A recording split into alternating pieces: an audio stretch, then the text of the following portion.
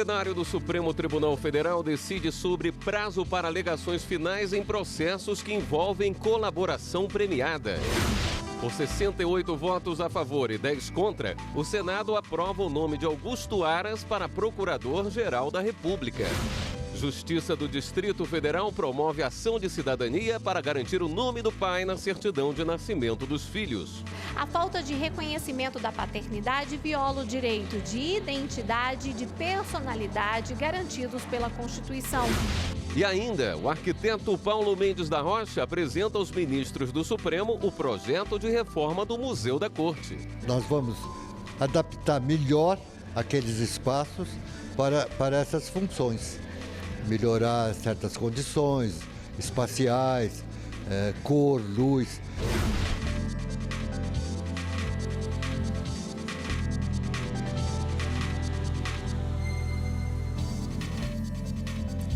Olá, boa noite. O plenário do Supremo Tribunal Federal decide sobre prazo para apresentar as manifestações finais em processos que envolvem colaboração premiada. A repórter Daiane Garcês acompanhou a sessão e tem outros detalhes. Oi, Daiane. Boa noite. Boa noite a você, William, e a todos que acompanham nossa programação nesta quarta-feira. Exatamente, o assunto do dia foi um único assunto julgado. Foi exatamente essa questão, delatores e delatados. Em que momento eles devem apresentar as alegações finais, ou seja, que é aquela fase final antes da sentença, é o último momento dos réus apresentarem suas defesas. A discussão era essa, quem deve apresentar primeiro, delatores ou delatados? E o julgamento desta questão, a análise dessa questão foi durante o julgamento de um habeas corpus, de um ex-gerente da Petrobras, investigado durante a Operação Lava Jato e condenado, que questionou que ficou prejudicado com essa questão da ordem da apresentação das defesas. O julgamento começou e você vai ver detalhes agora do início desse julgamento do habeas corpus. No início da sessão, uma homenagem ao Procurador-Geral da República interino, Alcides Martins. Meus cumprimentos a Vossa Excelência, seja muito bem-vindo a esta bancada do Supremo Tribunal Federal, que no passado, inclusive, teve na figura do Procurador-Geral da República um dos seus integrantes, e Vossa Excelência muito honra esse período que está à frente do Ministério Público da União, em particular do Ministério Público Federal e da Procuradoria-Geral da República. A honra que tenho em estar aqui neste momento de passagem, nesta data, o que aumenta também, a par das palavras de gratidão, a minha emoção. Em seguida, os ministros começaram a julgar sobre a ordem de apresentação das defesas de corréus, delatores e delatados. Quem deve fazer isso primeiro? O ex-gerente da Petrobras, Márcio de Almeida Ferreira, condenado por corrupção e lavagem de dinheiro, foi delatado por Edson Kremenauer. A defesa sustentou que ele foi prejudicado no processo e entrou com o habeas corpus do Supremo Tribunal Federal. Porque o réu colaborador não é defesa, é acusação. Ele está ali por obrigação legal de incriminar aqueles que estão naquele processo, como é o caso do paciente. E como poderia a defesa enfrentar o que foi dito pelo colaborador em suas alegações finais se o juiz dá o mesmo prazo para ambos? Concessão de prazo comum e não sucessivo, para que a defesa de réus, delatados e delatores apresentem razões finais, expressa o cumprimento pleno do que dispõe o artigo 403 da Lei Instrumental. Daí que não há nulidade na prática desse ato de tal forma, a nosso ver. Durante o voto, o relator ressaltou que não há leis hoje no Brasil que tratem dessa matéria, apesar da delação premiada ter legislação específica. A Lei 12.850, sabidamente familiarizada com o Instituto da Colaboração Premiada, igualmente não disciplinou a ordem de apresentação de alegações finais defensivas de modo diferenciado entre agentes colaboradores e não colaboradores. Ou seja, tanto a regra geral do Código de Processo Penal quanto a norma específica sobre colaboração premiada, que está na Lei 12.850, não agasalham com toda a vênia a pretensão ora veiculada. Foi um voto extenso, de aproximadamente 30 páginas, do ministro relator Edson Fachin, em que ele não só falou dessa questão da lacuna da lei para tratar dessa matéria, mas apresentou outros argumentos para chegar ao entendimento de negar o habeas corpus a Márcio de Almeida, que foi condenado durante a Operação Lava Jato. Vale ressaltar que, ao longo do julgamento, todos que se manifestaram, Procuradoria-Geral da República, relator e também o advogado, falaram da importância desse julgamento, que pode repercutir em outros casos semelhantes. Por conta da hora, o ministro Fux, que estava presidindo a sessão, decidiu suspender o julgamento. Portanto, esse caso continua na sessão desta quinta-feira, deve ser retomado e retomado, inclusive, com o voto do ministro Alexandre de Moraes. William, com você. Obrigado pelas informações, Daiane. Ao meu lado, a consultora jurídica da TV Justiça, Karina Zucolotto. Karina, como a Daiane já antecipou, o julgamento desse habeas corpus deve voltar amanhã, o que se espera que aconteça. Além disso, você destacaria alguns outros processos para essa quinta-feira? Na pauta de quinta-feira nós temos 8 processos, mas todos eles versando sobre o mesmo assunto. São 8 embargos de declaração, um recurso apresentado contra uma decisão do Supremo que foi proferida em março de 2015. Num recurso extraordinário em que, por maioria, os ministros decidiram que no período de 8 de abril de 88 a 4 de setembro de 2001, por ausência de lei, não é possível que servidores de função comissionada recebam os chamados quintos em razão dessa função comissionada. Esses quintos, em razão da função comissionada, nada mais é do que o valor de 1/5, com o perdão da redundância, do valor recebido pelo exercício de 1 ano de trabalho e que pode ser recebido ao longo de, no máximo, 5 anos. Então, os servidores que tinham esse cargo e recebiam esses quintos nesse período deveriam deixar de receber. Na ocasião, os ministros modularam os efeitos da decisão para dizer que aqueles funcionários de cargos comissionados que já tinham recebido aqueles valores de boa fé não deveriam devolver aos cofres públicos e nem ser acionados para tanto, porque receberam de boa fé. Contra essa decisão do Supremo, no recurso extraordinário, vieram os primeiros recursos, embargos de declaração, questionando a decisão, e o Supremo, mais uma vez, determinou o imediato cessamento, a cessação do pagamento desses quintos para aqueles funcionários que estavam dentro daquele período que o Supremo disse que não havia lei permitindo o recebimento desses chamados quintos decorrentes da função comissionada.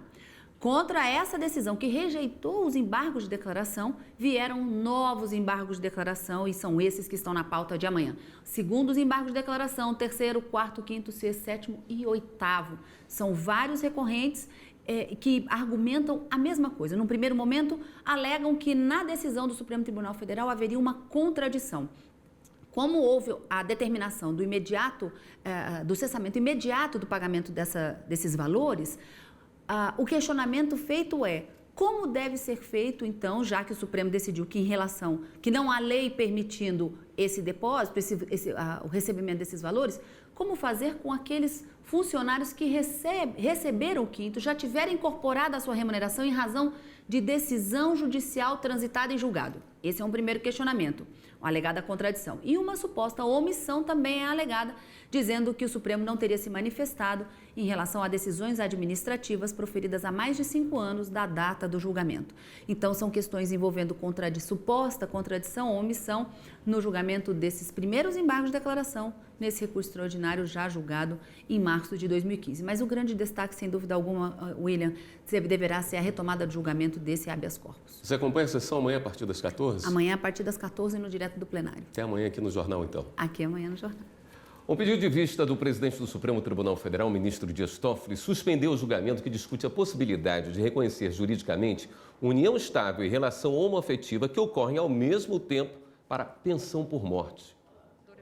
No caso do estado de Sergipe, um rapaz pede o direito de receber parte da pensão por morte do homem com quem ele se relacionou por anos e que já tinha uma união estável com outra pessoa. Nós estamos aqui apenas defendendo aquelas relações que estão consolidadas à luz de toda a sociedade. Posicionamento apoiado pelo Instituto Brasileiro de Direito Previdenciário. O direito previdenciário em si protege a ordem social, protege todas as famílias e não aquelas moralmente aceitas pelo Código Civil, que data vênia encontra-se um pouco ultrapassada na sua monogamia predominante. A Procuradoria-Geral da República, no entanto, se manifestou contra a medida.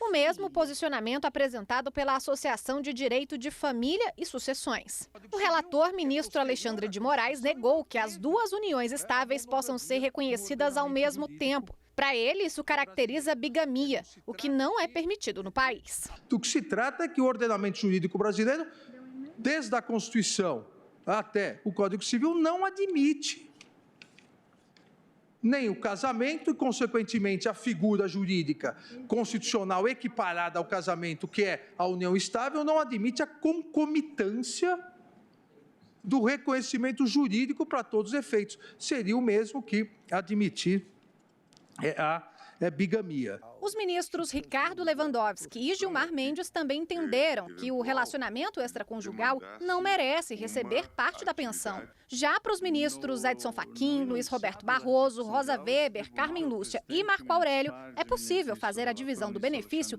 entre as duas uniões estáveis. O presidente do Supremo, o ministro Dias Toffoli, pediu mais tempo para analisar o processo. A seguir, o Ministério Público do Distrito Federal leva o programa Pai Legal para as escolas.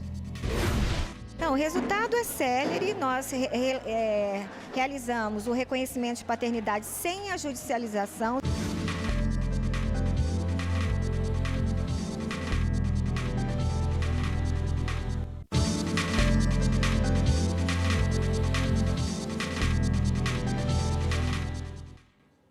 No terceiro dia de julgamento de Adriana Vilela, o Tribunal do Júri ouviu o depoimento de Rosa Mazuad Marcelo, testemunha indicada pela defesa. Ela é amiga da família. Antes foi ouvido o delegado Essimar Lolli. Ele era diretor de uma das divisões da Polícia Civil do Distrito Federal na época da apuração do crime. A arquiteta Adriana Vilela é acusada de mandar matar os pais e a empregada da família em 2009. A previsão é que ela seja a última a falar e o julgamento no Tribunal de Justiça do Distrito Federal deve terminar apenas na sexta-feira. Em todo o país, cerca de 5,5 milhões de crianças não têm o nome do pai no registro de nascimento. O levantamento é do Conselho Nacional de Justiça. No Distrito Federal, o Judiciário e o Ministério Público promovem o projeto Pai Legal para amenizar esse problema. 1 hora foi o tempo necessário para resolver uma pendência de 6 anos. Os 3 filhos de Jussiara não tinham o nome do pai no registro de nascimento. Por isso, ela e o pai das crianças foram intimados pelo Ministério Público do Distrito Federal e Territórios para resolver a situação. Na época aconteceu os negócios, né? Aí a gente se separou. Aí agora me chamaram da escola para me registrar. Aí agora a gente voltou de novo e eu coloquei o nome dele na certidão, né, para ficar tudo certo, até na escola. Histórias como esta se repetem em todo o Brasil. Segundo o levantamento feito pelo Conselho Nacional de Justiça, existem cerca de 5,5 milhões de crianças sem o nome do pai na certidão de nascimento. A situação preocupa o Poder Judiciário porque, além dos laços afetivos abalados, a falta de reconhecimento da paternidade viola o direito de identidade e de personalidade garantidos pela Constituição. Para amenizar essas consequências, desde 2002, o Ministério Público do Distrito Federal promove o programa Pai Legal. O projeto é permanente e desenvolvido em 3 linhas de trabalho. Uma é em parceria com os cartórios civis, que avisam quando uma criança é registrada sem o nome do pai. Outra com as escolas, que no ato da matrícula descobrem a falta do reconhecimento de paternidade. E com a Secretaria de Segurança Pública, que tem acesso a essa informação quando o menor é identificado civilmente. Então, o resultado é célere. Nós realizamos o reconhecimento de paternidade sem a judicialização, sem a investidura da ação de investigação de paternidade e até realizamos o acordo de alimentos, quando é realizado o exame de DNA na Promotoria de Justiça. Dessa vez, o mutirão nas escolas foi em Taguatinga, região administrativa a 25 quilômetros de Brasília. Mais de 1.000 mães foram intimadas a participarem da ação. Cristiane é uma delas. Eu gostei do atendimento, foi rápido, achei que fosse demorar mais. E tá dando oportunidade, né? A minha filha, ela pediu para mim, que já vinha há algum tempo falando que quer o nome do pai dela no registro, né? É uma coisa que é direito dela. Amanhã o mutirão será em Braslândia, região administrativa a cerca de 50 quilômetros da capital federal. 400 mães foram convocadas. O presidente do Supremo Tribunal Federal, ministro Dias Toffoli, fez a primeira palestra do seminário Fake News, Redes Sociais e Democracia na Câmara dos Deputados. O seminário reúne parlamentares, comunidade acadêmica, grupos da sociedade civil. O assunto é fake news ou notícias falsas e tudo o que envolve esse problema do mundo virtual. O presidente da Câmara, Rodrigo Maia, lembrou de um caso recente no Legislativo. Uma fake news que virou tradição, né, aqui em relação ao parlamento, é que a gente trabalha 8 anos e se aposenta com salário integral. Isso virou uma febre, né? A primeira reforma e o único poder que tem ainda idade mínima para aposentadoria desde 97 é o Parlamento Brasileiro. 60 anos e 35 anos de serviço para ter direito à integralidade, o único poder. Rodrigo Maia também destacou o papel da imprensa em esclarecer informações falsas. O presidente do Supremo, o ministro Dias Toffoli, falou do poder de uma fake news. Notícias falsas têm 70% mais chances de serem retuitadas do que notícias verdadeiras. No universo do mundo em rede, são criados verdadeiros guetos e muros de separação. Um cenário este propício ao avanço de discursos de ódio, de intolerância e de preconceito. O ministro comentou que as fake news estão na pauta do Supremo. No final do ano, o tribunal vai analisar se é obrigatório recorrer à justiça para que a notícia falsa seja retirada da internet. Tema 987 de minha própria relatoria. O julgamento deste feito está já agendado para o dia 4 de dezembro deste ano, exatamente com o objetivo de se analisar se é obrigatório a ida à justiça para que seja removido um conteúdo falso ou se as plataformas, a partir da denúncia do próprio ofendido ou de um usuário que demonstre que ela é manifestamente inverídica, a plataforma, por essa manifestação direta, ser obrigada a retirá-la, sob pena de, não o fazendo, depois, aí sim, junto à Justiça, arcar com as penas aplicáveis. Você vai ver daqui a pouco, o Museu do Supremo Tribunal Federal vai passar por reformas. Nós vamos adaptar melhor aqueles espaços para essas funções, melhorar certas condições espaciais, cor, luz.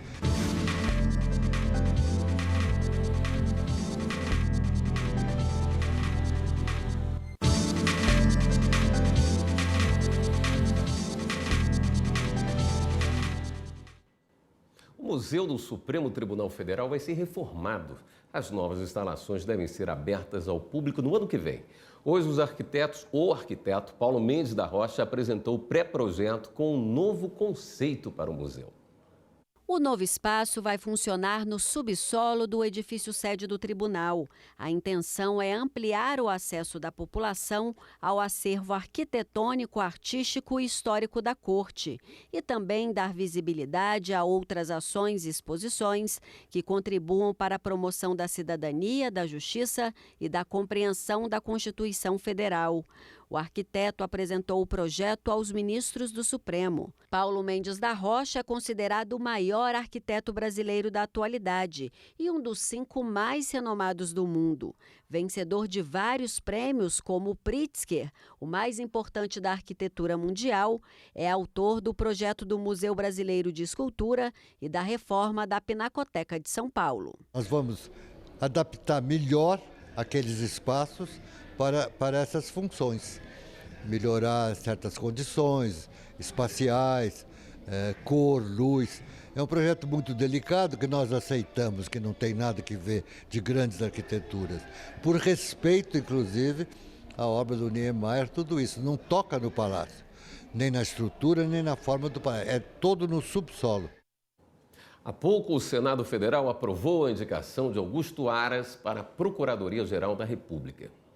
A sabatina começou por volta das 10 horas da manhã. Logo da chegada, o subprocurador indicado, Augusto Aras, apresentou à Comissão de Constituição e Justiça documentos que comprovariam que ele se desvinculou de um escritório de advocacia e que devolveu sua carteira da Ordem dos Advogados do Brasil. Devolvi à Ordem dos Advogados do Brasil os meus documentos de identificação como advogado. Permita-me, senhora presidente, passar a Vossa Excelência a prova de que já me desincumbi preventivamente, embora não devesse fazê-lo do ponto de vista legal, eu faço do ponto de vista moral e de compromisso com essa casa. A indicação de Augusto Aras pelo presidente Jair Bolsonaro quebrou uma tradição seguida desde 2003, segundo a qual o nome é escolhido pelo presidente a partir de uma lista com os 3 mais votados em seleção interna dos procuradores. Na sabatina, Aras disse que terá uma atuação independente, garantida pela Constituição, livro que segurou e mostrou aos senadores. Não há alinhamento no sentido de submissão a nenhum dos poderes, mas há evidentemente o respeito que deve reger as relações entre os poderes e suas instituições. Eu asseguro a Vossas Excelências que não faltará independência a esse modesto indicado, porque as garantias constitucionais nos asseguram do respeito a todas as opiniões e a tolerância no ambiente democrático. Augusto Aras tem 60 anos e é natural de Salvador e está no Ministério Público Federal desde 1987. As perguntas direcionadas ao indicado avaliaram o conhecimento dele sobre habilidades e atribuições necessárias ao cargo. Cada parlamentar teve o tempo máximo de 10 minutos. Entre as principais indagações, ele respondeu perguntas sobre os rumos da Lava Jato. A Lava Jato é um marco. Traz boas referências em torno de investigações, tecnologias, modelos e sistemas. Mas é preciso que nós percebamos que toda e qualquer experiência nova traz também dificuldades. Esse conjunto de experiências gerou um novo modelo esse passível de correções, e essas correções eu espero que possamos fazer juntos, não somente no plano interno do Ministério Público. É hora de dar um giro na rede para saber das últimas notícias.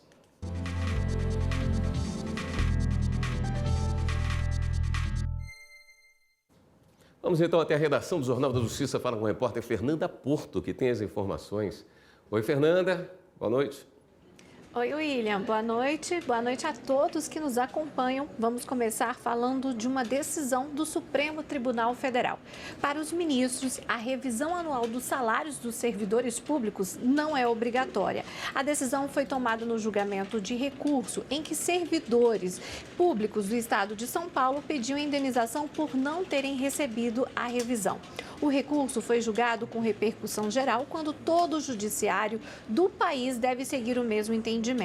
A maioria dos ministros do Supremo negou o pedido de indenização e julgou que as revisões anuais dos salários não é uma medida obrigatória.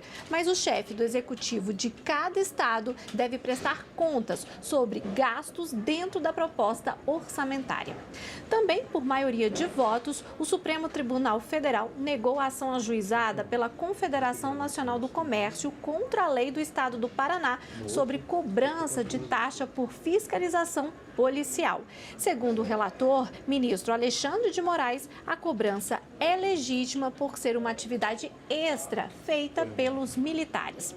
Já no Rio de Janeiro, o Ministério Público Federal denunciou pela 30ª vez, isso mesmo, 30ª vez, o ex-governador Sérgio Cabral. Dessa vez foi por prestar informações falsas referente ao imposto de renda dos anos de 2013, 2014 e 2015.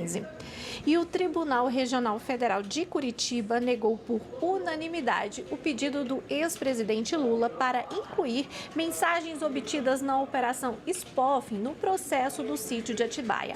A operação investiga invasões às contas de aplicativos de mensagens de autoridades. A defesa de Lula alegou que as mensagens de aplicativos aplicativo mostravam a ingerência do então juiz Sérgio Moro sobre procuradores da Lava Jato.